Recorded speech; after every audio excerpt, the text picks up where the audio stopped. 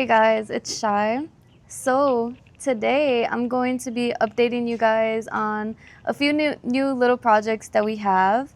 So we did get a new car. We got this little miniature car, and we also got another car, a Civic, as you guys probably seen it in the video that I posted of me crashing this one. The brakes, I don't know if they're working.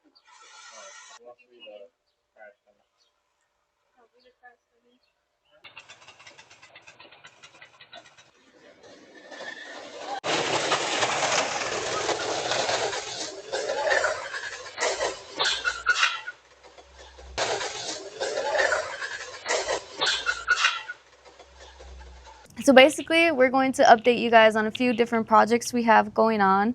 Also answer a few of you guys' questions, because I did post a Q&A for anyone who had any questions so that I can answer and go ahead and help you guys out as well. If you guys want to also do a K-swap on your EK, give you guys tips and pointers, answer a few of you guys' questions. Yeah, let's show you guys the damages that happened with the miniature car crash. So luckily, there was no major damage on the miniature car. There is a few scratches right here that happened from when I crashed into the fence. And then this was like the most major damage right here. This pretty deep scratch. And besides that, that's really all that happened, which I'm surprised because it was a pretty bad crash. A little bit of tree branch got stuck into the wheel right here. But besides that, this little car took that crash like a little champ. So this was the gap that somehow I managed to make going like 15-20 miles per hour with no brakes. I have no idea how I didn't scratch the side of the Civic or the fence. I'm so surprised. So yeah, basically, once I made this gap right here, I went straight to the grass and I started bumping around in the grass. Instead of coming over here, I hit the tree right there. It ate the tree. Like, that's crazy. And then I came and I hit the fence. And this was the damage that is on the fence from it swinging wide open, full speed, hit right there, and it bent the knob. But besides that, everything else is okay. No damage on the fence. Tree got a little bit jacked up. But yeah, that was the journey of the miniature car. And yeah, from that crash, for this being the only damage, and from this being the only damage, it took the crash very well. I kind of breezed over this Civic here. We ended up buying this Civic. It needed a motor. Someone blew up the motor. It had a D16 Y8. We took the motor out of this Civic, and we ended up finding a new Y8 motor so that we can fix it up and get it driving again. This is the motor right here that we are fixing up and getting it ready to put into that Civic. It's a 99 Honda Civic. This was the previous motor it had. As you can see, this block had a crack, and the oil pan also has a crack in there, probably somewhere underneath. But yeah, so we ended up swapping out this motor, fixing this one up, and we are going to get that Civic running and driving again. Also, here's another project that we've been working on. I know you guys have probably seen it in my videos. There was nothing really much that we did to this motor. We ended up changing out the piston rings in it and repainting the engine bay. As you can see, it looks way cleaner. She is a little bit dirty right now because she's been sitting, but compared to how it used to be, it does look way cleaner. The only thing that we have left for this car is the fuel filter and a fuel fitting. And besides that, this car is going to be up and running. This is a K20A2 from an RSX Type S. So this is my 02 RSX Type S. I've had this thing for a pretty good while, honestly, probably like 2-3 years. Not that long, but long for me. Motor is pretty much built, all motor, high compression pistons, drag cartel 2.2 cams. Other than that, I do have a return setup. Stock, these come with a returnless system. I do have a 8 AN feed along with a 6 AN return. I did try to tuck the harness as much as I can. This is a engine harness from a DC5 Creations. This is their race harness. Other than that, try to shave, not really shave, but try to hide the stock harness that goes to the headlights and the radiator fans. But other than that, I also got this K-tuned tucked power steering pump line. That was kind of annoying to install, but yeah, this thing is coming along pretty good. It does have some PCI goodies, so it does have the PCI inner and outer tie rods along with the PCI lower control arm bushings. And if you guys know the RSX, these are very horrendous for torque steer, and hopefully those bushings and these PCI tie rods would help out with the steering on this thing and it being happy in the front end.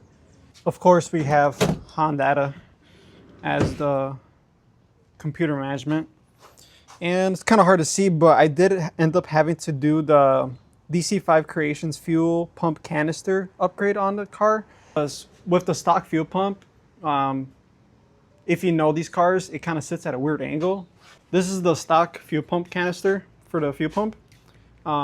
If you know anything about these cars, these fuel pumps suck, because if you do end up having to add a return line to this fuel setup, you have to use these. You have to use these rubber lines. Once you use these rubber lines, the fuel pump will like sit in a weird angle, and whenever the whenever your gas gets to like half a tank, it would starve basically, and not enough fuel is going to get into the fuel pump. I was dealing with that for a while. That's why I ended up getting the DC5 Creations billet canister for the fuel pump, because that does have enough play where it could sit down into the fuel tank so it could get all the gas that it needs. It's ready for dual fuel pumps if I ever am gonna go turbo. And I do also have the fuel setup, fuel lines, AAN fuel lines ready for turbo if I ever do decide to do that. Yeah, that is our other project that we've been working on for a while now. There is no updates on my car, unfortunately, but she is running and driving perfect. I do have an announcement to make. We ended up starting a business. It's called RNS Performance. In this business, we service customers' vehicles. We do regular maintenance on any maker model car. We do suspension work. We fix up cars. We mainly specialize in Hondas and Acuras, as you can tell. So anything with Hondas and Acuras, diagnosing, fixing them up, swapping motors, that's what we specialize in, but we do regular maintenance. And I do have a website coming out, which is also called RNS Performance. In this website, I am making apparel and merch for you guys. T-shirts, sweaters. Right now, since I am barely just starting, I am making t-shirts. I'm gonna be honest with you guys, I don't make any money from making videos or content from any of my social media platforms. This is just something that I enjoy doing and I love doing. I love editing. I love sharing my knowledge with other people who are interested in stuff like this, and seeing how many people who are invested and want to see what I have going on. This is just honestly a passion of mine, but now I am selling merch to you guys. So if you guys want to support me in any way, I am selling shirts. Pretty soon my website is going to be up. I'm working on it. I'm working on getting the t-shirts made for you guys. So I really hope you guys like it. I'm super excited for this new chapter, and I really do hope that you guys are enjoying this as much as I am. Now, I posted on my Instagram a Q&A, so if you guys have any questions or comments about anything I have going on. So yeah, let's get into some of your questions that you guys had. Now to the Q&A. First question that was asked: when did I get so cool and what started this whole car addiction? Honestly speaking, I'm not cool. I'm very awkward. But I started working on cars maybe back in 2019, 2020. I kind of got thrown into it. I had a Toyota RAV4 at the time that was just like constantly breaking down on me. And as like a 19-year-old, I had no money. So I kind of had to learn by myself what to do and how to work on it. So long story short, I ended up selling that Toyota RAV4 and I bought a 96 EK at the time, which was my first EK. That one was super rusted out, but I learned a lot off of that EK on how to work on cars. And I like Hondas in general are just like Lego pieces. They're super easy to work on. Second question, all in, what did it end up costing from buying the motor and trans to the first drive? So the motor and trans I got super lucky on because at the time I was working at the junkyard. So I got the Z3 motor and trans and a few accessories on it as well, which was the RBC intake manifold, the alternator, the starter, a few little accessories on it. I got everything for $645 around there, which was a super lucky buy because they're crazy expensive nowadays. All in, with everything being done, like including front end, everything for the motor, everything I've done with my suspension, I think I'm probably like 12 to 13 grand in. That's with everything. It could be a little bit more or less, honestly, but that's like a safe guess. Next question is in Spanish. ¿Hasta toda la lista para hacer el swap de K-Series? So I do have a list of everything I bought. So I'll just post it right here for you guys so that you guys can get a rough idea of what you'll need as well. Another question, how much was everything? 12 to 13 grand. Next question, why did you choose a Civic and why twice? I chose a Civic because I love older Hondas. They're so easy to work on. They have such like character to them. And just like in general, I love older Hondas. I love CRX, EFs, S2000s, EKs, EK hatch. I love just all Hondas. I don't know what it is. So yeah, that's honestly why I chose a Civic twice. My first EK was super rusted out and the gas tank as well was rusted out. It was constantly falling on me. It was kind of really bad. So I ended up selling that EK and I got this one with which there's no rust on the shell. So I did want to originally K-swap my first EK, but it wasn't worth it. So I did it to this one. Yeah, that's why I chose Civic twice. Next question, was painting difficult? I didn't paint, I wrapped my car. But I don't think painting would be difficult if you have the proper tools. The reason why we didn't paint my car is because we didn't have a compressor, the spray gun to paint the car, just like the proper tools in general to paint. So we just ended up going with wrap. And either way, I've been having my eye on this color for a while. In the future, I do plan on painting my car.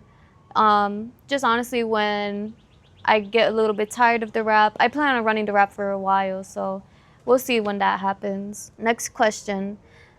Looking to get into any type of racing or just building for shows and content? So I'm doing a little bit of both. I am getting ready to track my car and also just take it to shows, make it look pretty. So it's like a little bit of both worlds, tracking it and going to car shows. So next question. Someone asked why Honda and not BMW. Kind of already breezed through this. I love Hondas. I have majority of my life have always had a Honda. And BMWs, I feel like they're just too like advanced and there's just too many electrical components in it that I just don't want to deal with. Next question, did you complete the K-swap yourself? What did it make power-wise on the dyno? I didn't do my K-swap by myself. I've had a lot of help from my boyfriend. He was the one showing the RSX Type S. We've been doing all the work together. Every project that we have, we do the work together. And he's honestly just been a really big help. I haven't gotten my car tuned yet, so I don't know what it's making power-wise on the dyno. Right now, I'm just running a base map tune. I'm definitely curious as well as to how much power I'm making because this car is super fast. And I'm also curious on what other cars I'm able to beat. So, yeah, I still need the tune, to be honest. How much are you selling the car for? I'm not selling my car. Are you planning to track the EK in the future? Yeah, I got all the suspension ready other than coilovers. I just need my coilovers so it could be a stiffer ride. And yeah, I plan on tracking it. And also, it is very expensive to even track your car. Not only do you have to get upgraded suspension, but the tickets in general to enter the track are just crazy expensive.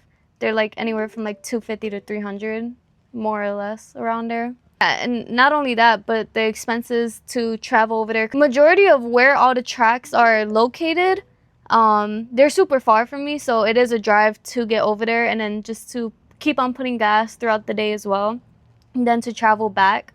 So it's just a very big expense all around.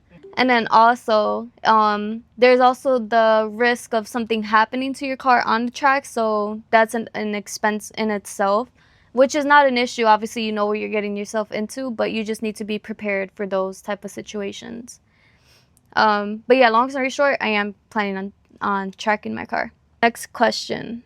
What other project cars you want to build in the future? Honestly, if we work on anything, I would say a project car for myself, I would want an Integra or something right-hand drive. But that's like down the line. But I do want a right-hand drive car, probably an Integra, an EK, something like older Hondas. But that's like a dream of mine.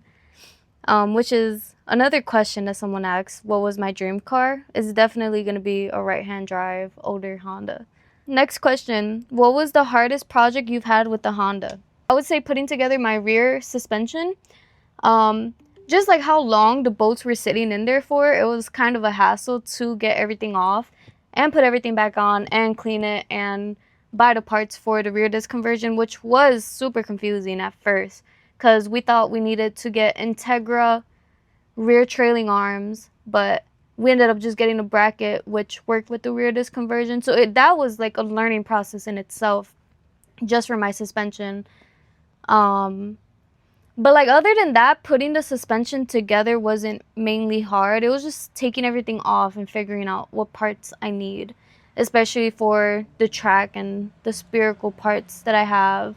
I would say that's the hardest project I've had with my Honda. Everything else has like been pretty much straightforward.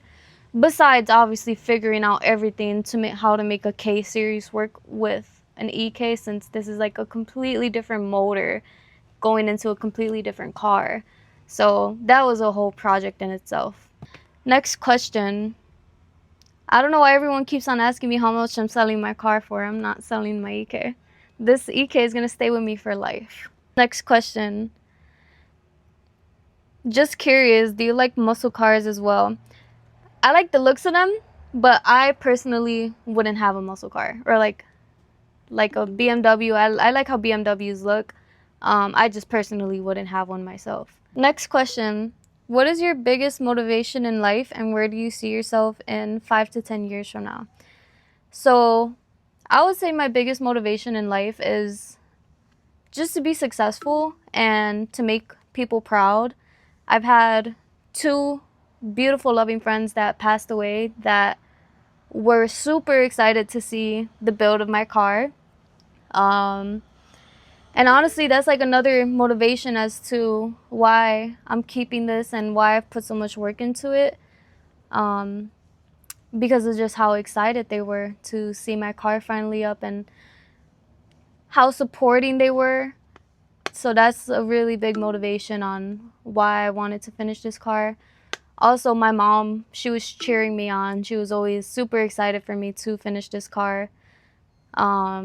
And just be a better person, just grow as a person, be as successful as I can be, push myself every day to be better.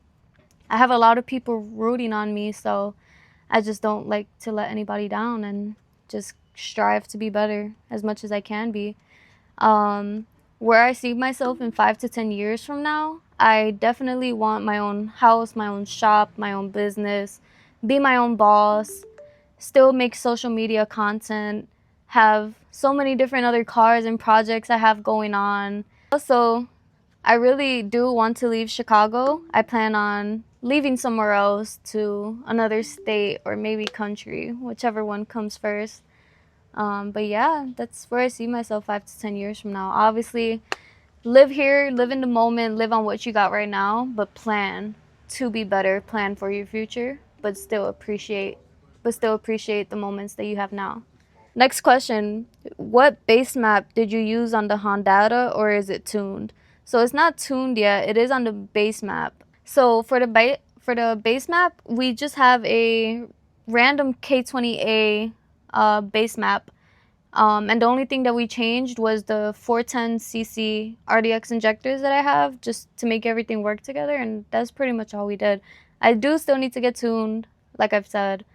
But besides that, that's what I'm running right now, and it's been working perfectly fine for me. So thank you guys so much for watching this video, and I hope you guys are as excited with all these updates and all these projects we have going on. I hope you guys didn't find this video boring. Hope you found it at least gave you guys a little bit of knowledge and help you guys get to know me a little bit more. And yeah, thank you guys so much for watching. Stay tuned for the next video. And yeah, I hope you guys have a great day or night whenever you're watching this. Did I say this one in Spanish? Pasa toda la lista para hacer el swap de K-Series. I don't like when there's cars passing by.